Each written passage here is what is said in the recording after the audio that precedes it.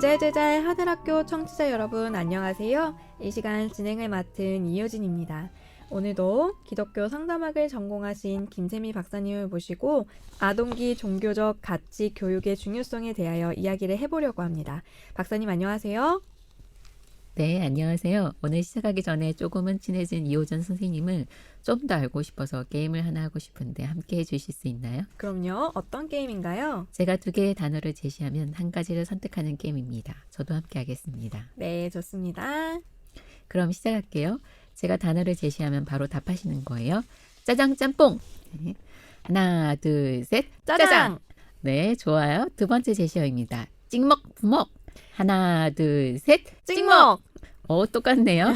세 번째 제시어입니다. 사과, 배! 하나, 둘, 셋! 사과! 이건 다르네요. 한순간의 망설임도 없이 빠르게 답을 하시는 이호진 선생님은 정말 선택력이 뛰어나신 것 같아요. 자기의 기호 성향을 정확히 아시네요. 어떻게 그렇게 빨리 잘 선택하실 수 있으셨나요? 네, 좋아하는 것들 중심으로 선택을 했어요. 제가 오늘 선생님과 함께 게임을 한 이유는 선택과 가치의 중요성에 대한 이야기를 제잘제잘 하는 학교 성취자분들에게 들려드리고 싶기 때문입니다. 선택과 가치의 중요성에 대해 생각하게 된 배경은 소년반 아이들과의 대화를 통해서입니다. 아이들이 교과 공부 시간에 대답을 하지 않고 눈을 내리깔고 바닥만 보고 있길래 이유를 물었더니 PC방에 가고 싶어요 라고 답을 하더군요.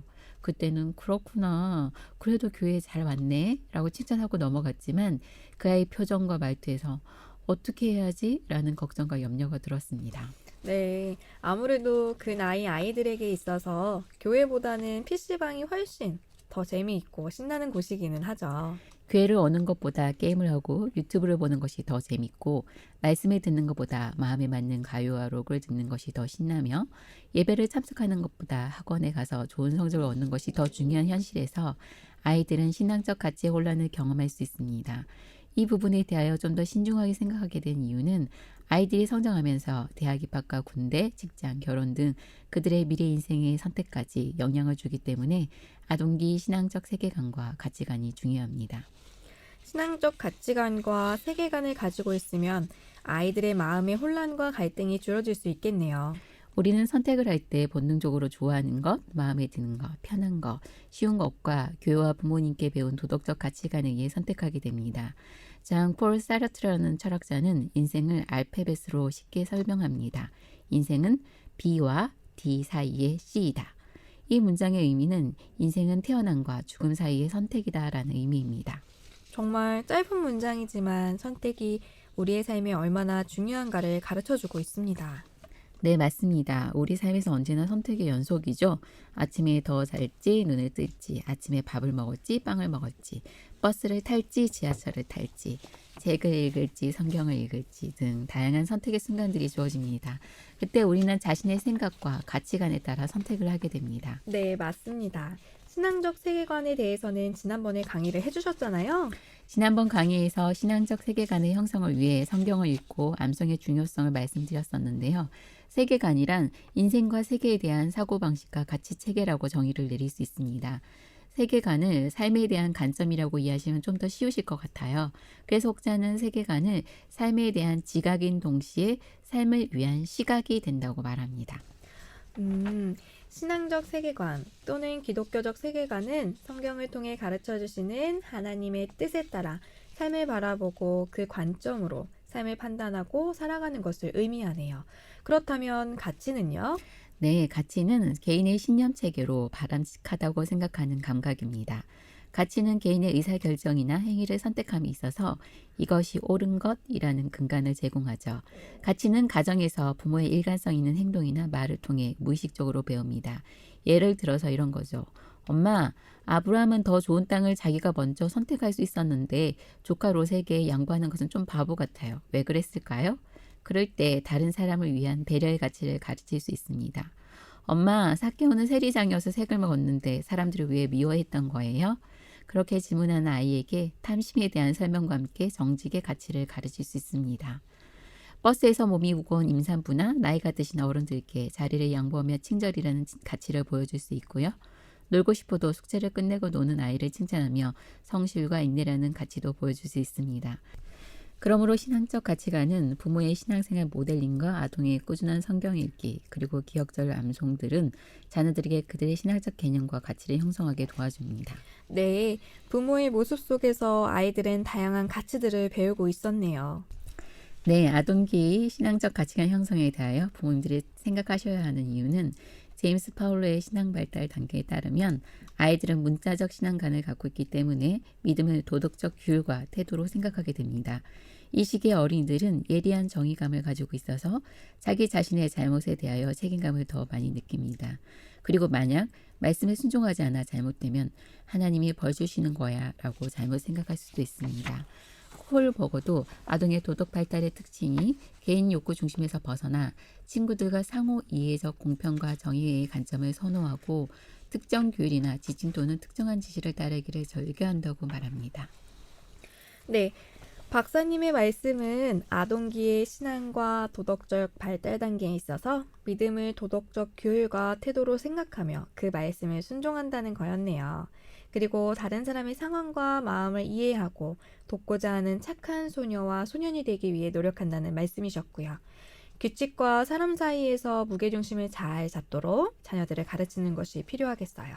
네, 이러한 세계관과 가치교육을 통해 아이들이 생각하는 힘을 기르고 그 선택에 따른 행동의 단계적 실천은 하나님의 형상을 회복하는 길이 됩니다.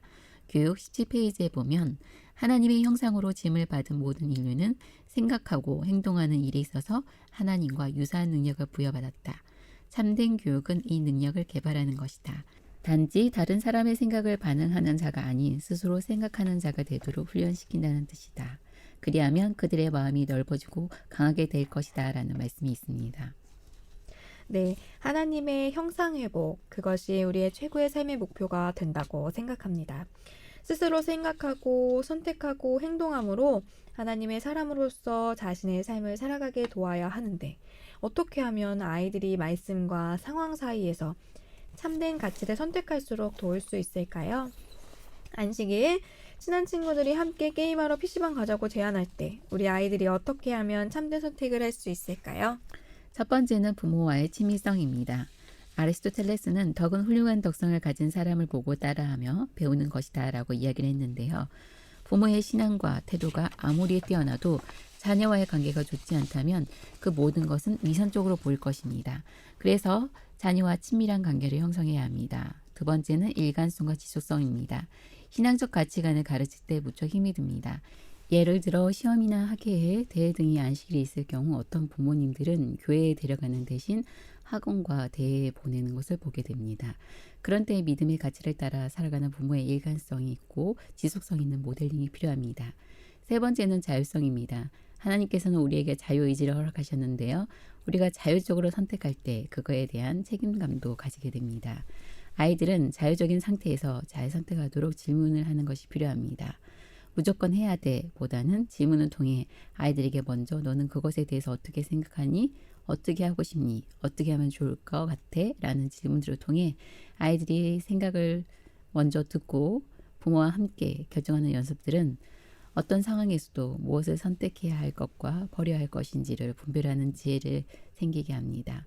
그러면 옳은 것을 선택하고 실천할 용기와 힘든 역경에서도 자신의 욕구를 절제하며 말씀의 원칙에 따라 성실하고 정직하게 이뤄내는 아이들도 자라나게 할 것입니다. 네, 아이들에게 참된 가치를 가르치기 위해 자녀들을 더욱 사랑하고 말이 아니라 행동으로 가르치며 아이를 한 인격적으로 존중하며 믿어주는 부모가 되어야겠다는 생각이 듭니다. 네, 우리의 이런 노력을 하나님도 도와주시고 계세요. 로마서 2장 14절에서 15절을 보시면 양심이 증거가 되어라는 말씀이 있습니다. 양심은 나 자신, 타자, 절대적으로 함께 한다라는 원어적 의미를 가지고 있으면서 이 부분에서는 함께 증거하다라는 뜻으로 해석되고 있습니다. 양심은 인간의 마음속에 진리를 나타내는 바른 인식의 주체자로서 도덕적 성품을 우리에게 보여주고 있습니다. 그럼 박사님의 말씀은 양심이 신앙적 가치를 선택하고 행동을 실천하게 돕는 중요한 요소가 된다는 말씀이시네요. 네, 맞습니다. 일반적으로 양심은 사물의 가치를 변별하고 자기 행위에 대하여 옳고 그름과 선과 악을 판단하는 도덕적 적합성으로 이해하지만 우리에게는 좀 더 깊은 하나님의 뜻을 보여주기 위해 하나님께서 우리에게 주신 선물입니다. 양심이 하나님의 선물인가요? 네, 그리스도의 마음과 품성과 인격 제1권 357페이지에 보시면 그분은 그들에게 애정을 주셨으며 이 귀중한 선물을 그분께 영광이 되도록 사용하기를 기대하신다. 그분은 그들에게 양심을 주셨으며 이 선물이 어떤 면에서도 오용되어서는 안 된다고 금지하신다는 말씀이 있습니다. 우리가 선한 삶을 선택할 수 있도록 양심을 선물해 주신 하나님께 감사한 마음이 드네요. 우리의 아이들이 자라나면서 하나님의 뜻에 따라 양심을 바르게 성장시킬 수 있도록 노력해야겠습니다. 지금까지 선택과 양심에 대해 설명해 주셨는데요. 어떻게 하면 선택을 돕는 양심의 기능을 증가시킬 수 있을까요? 심리학자 비터 프랭클은 양심이 여기 지금 이 순간에 사랑과 상황에 대한 책임성을 가지고 행동으로 응답할 수 있게 돕는 것입니다.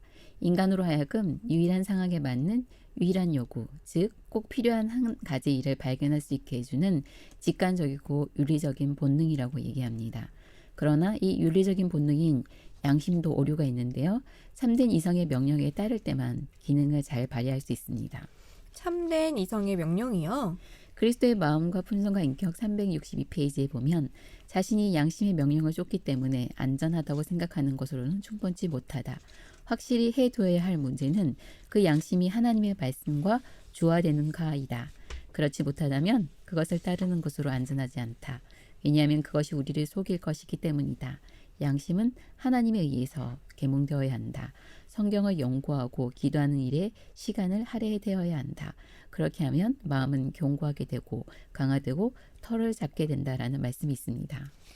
인간이 지금 이 순간 올바른 선택과 행동을 할 수 있게 돕는 양심의 참된 기능은 하나님의 말씀을 읽고 그 원칙에 따를 때 발휘된다는 말씀이신 거네요. 네, 인간의 뇌를 살펴보면 좀 더 이 말씀을 잘 이해하실 수 있습니다. 인간의 전두엽은 기억력, 사고력, 추리, 계획, 운동, 감정, 문제 해결 등 고등 정신작용을 관장하며 다른 연합 영역으로부터 들어오는 정보를 조정하고 행동을 조절하는 기능을 합니다. 우리의 뇌에서 배외측 전전두피질은 이성 기능을 담당하는데 전략, 계획, 정신 집중, 문제 해결, 인지 통제를 합니다. 복내측 전전두피질은 양심이라고 불리는데 도덕적, 윤리적, 감정 처리, 공감, 사건들의 의미를 찾는 일을 합니다. 전두대상피질은 흔히 마음이라고 알려져 있는데요. 의지, 즉 선택을 관장하고 공감, 이타심, 동정심, 타인 중심의 사랑, 긍휼에 대하여 관여합니다. 위의 세 영역이 함께 우리의 모든 의지를 발휘하고 양심적인 행동을 도와주는 거죠.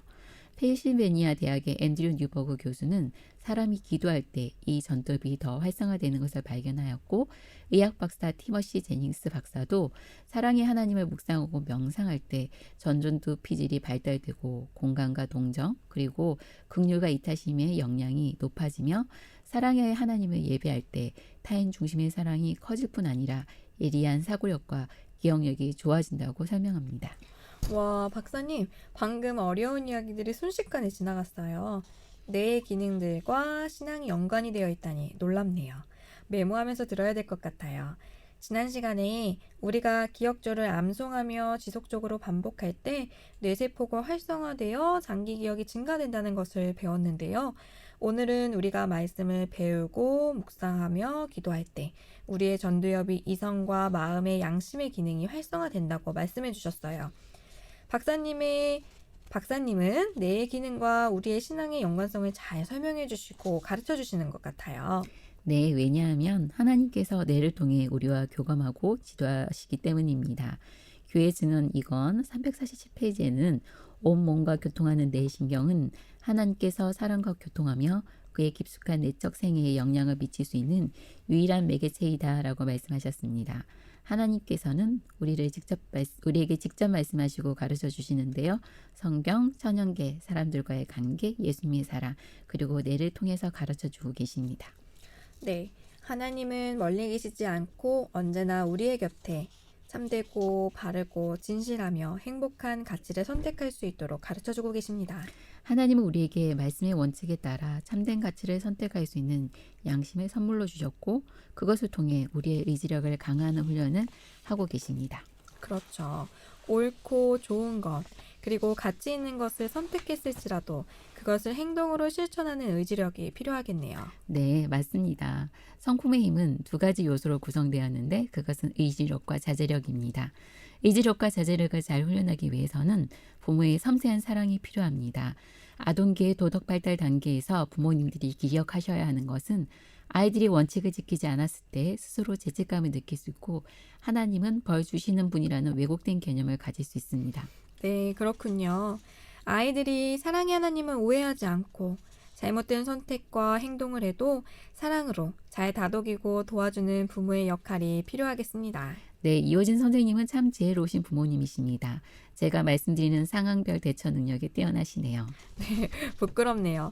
그래도 칭찬을 들으니 잘하고 있었구나 라고 생각이 듭니다. 박사님 덕분에 마음이 따뜻해지고 자녀들을 더 사랑으로 잘 돌볼 수 있는 자신감이 생겼어요. 네, 우리 아이들은 아직은 어리고 실수도 많고 속이 뻔히 보이는 거짓말로 우리를 속상하게 하고 때로는 분노케 합니다.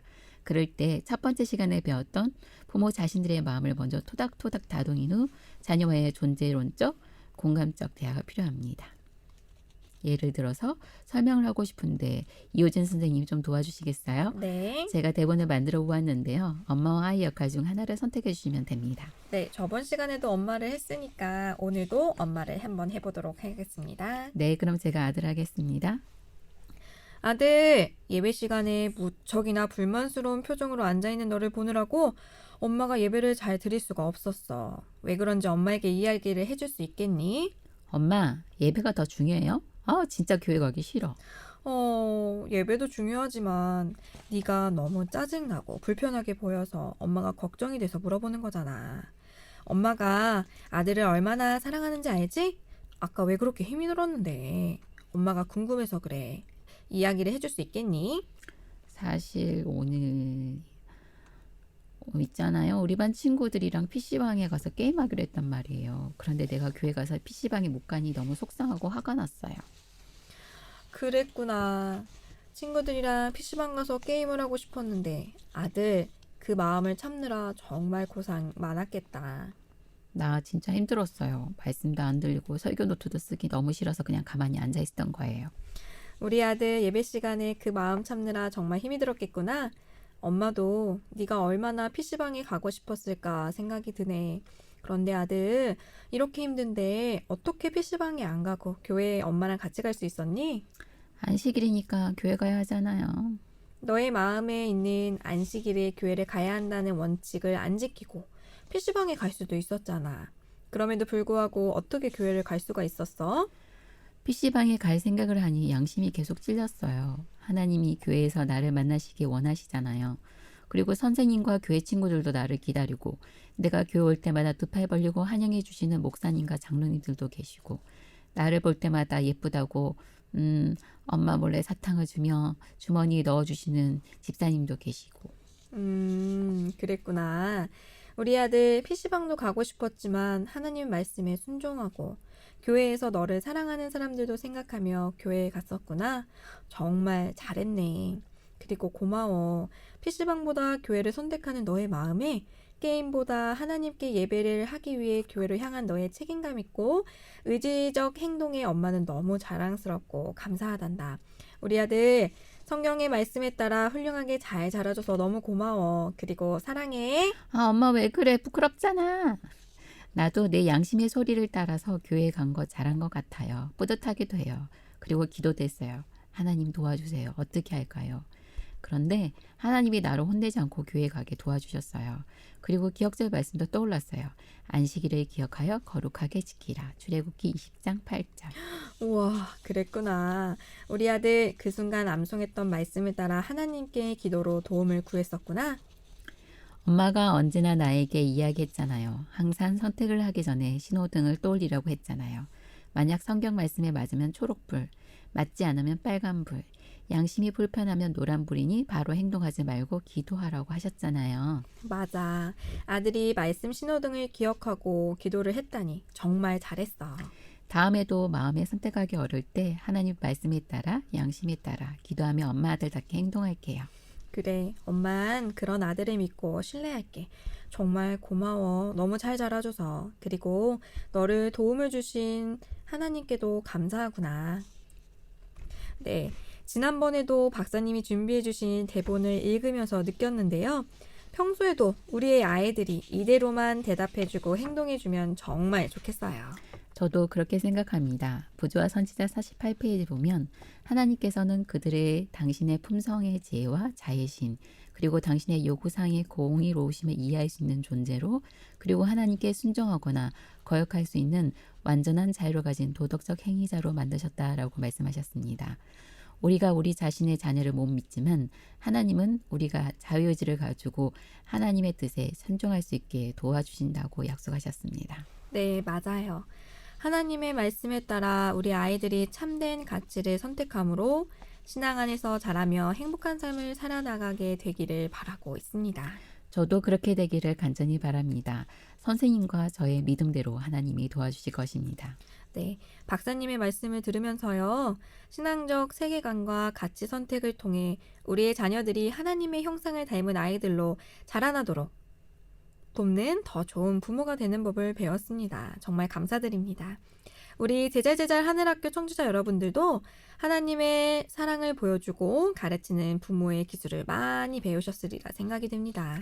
저도 부족하지만 하나님을 사모하는 제잘제잘 하늘학교 부모님들과 여러 이야기를 나눌 수 있는 기회를 가질 수 있어서 너무 감사했습니다. 우리 제잘제잘 하늘학교 부모님들을 위해서 계속 기도하겠습니다. 하나님 사랑 안에서 아이를 잘 양육하기를 원하시는 많은 부모님들을 위해 저도 함께 기도하겠습니다. 감사합니다.